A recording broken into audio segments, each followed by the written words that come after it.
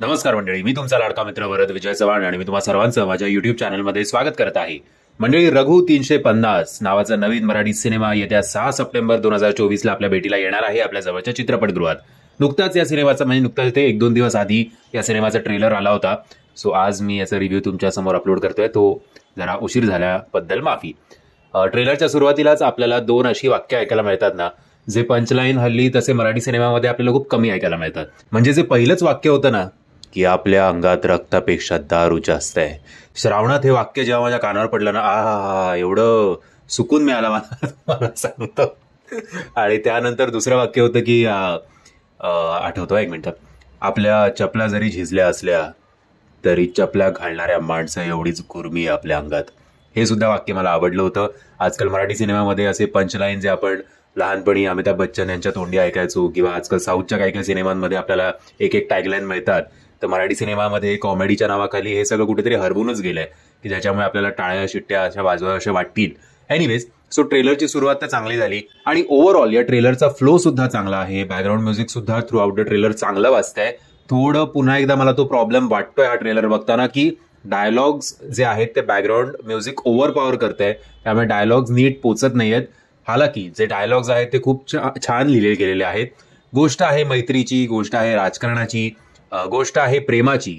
I think 2 घट्ट मित्र आणि मग त्यांच्यामध्ये एक मुलगी येते. मग असं मला वाटलं काहीतरी लव्ह ट्रायंगल असावा. खरं अजून मला कळत नाहीये ती गोष्ट या कथेत आहे का, बट एक लव्ह ट्रायंगल सुद्धा मला जाणवला हा ट्रेलर बघितल्यानंतर. आणि मैत्रीची जी गोष्ट आहे त्याचबरोबर एका करप्ट राजकारण्याची सुद्धा गोष्ट आहे.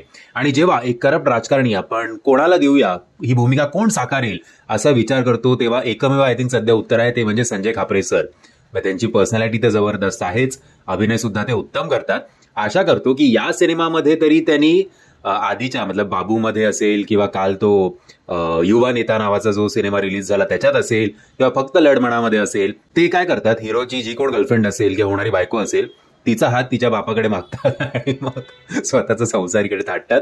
या ट्रेलरमध्ये तरी असं काही दिसत नाहीये. या ट्रेलरमध्ये मला तरी असं वाटतंय की हे जे आहेत संजय खापरे सर, हे या मैत्रीमध्ये फूट पाडण्याचा प्रयत्न करतील आणि त्याच्यातनं स्वतःचं राजकारण कसं साधता येईल याच्यावर आय थिंक त्यांच्या भूमिकेचा फोकस असेल. सो राजकारण जिंकणार की मैत्री जिंकणार हे आपल्याला जाणून घ्यायचं असेल तर आपल्याला हा सिनेमागृहात जाऊन 6 सप्टेंबरला बघायला हवा. 6 सप्टेंबरवरनं पुन्हा एकदा मला एक गोष्ट सांगावीशी वाटते या मेकर्सना. मला माहितीये तुम्ही या सगळ्या गोष्टीचा नीट विचार केला असणारच, बट आय थिंक 6 सप्टेंबरला मी नॉन महाराष्ट्रन असा नावाचा सुद्धा एक सिनेमा येतोय. त्यांना सुद्धा मी हे म्हटलं होतं की गणपती बाप्पाच्या आगमनाच्या अगदी अलीकडे तुम्ही सिनेमे रिलीज करू नका. मराठी प्रेक्षक गणपतीच्या काळात तरी सिनेमे बघायला फारसे जात नाहीत, आणि पहिले 1.5-2 दिवस तर नाहीच नाही, कारण हल्ली एक फॅमिलीचा गणपती असं काही राहिलेलं नाहीये. प्रत्येक दुसऱ्या-तिसऱ्या घरात आपल्याला एक गणपती दिसतोच, तो सुद्धा 1.5 दिवसाचा कमीत कमी असतो. सो सॅटर्डे संडेलाच यायला गणपती येत आहेत. सो फर्स्ट वीकेंडला जर तुमचं कलेक्शन झालं नाही तर मॉलवाले वीकडेजलाच तुमचे शोज जे आहेत ते दुसऱ्या चित्रपटाकडे वळवायला सुरुवात करतील.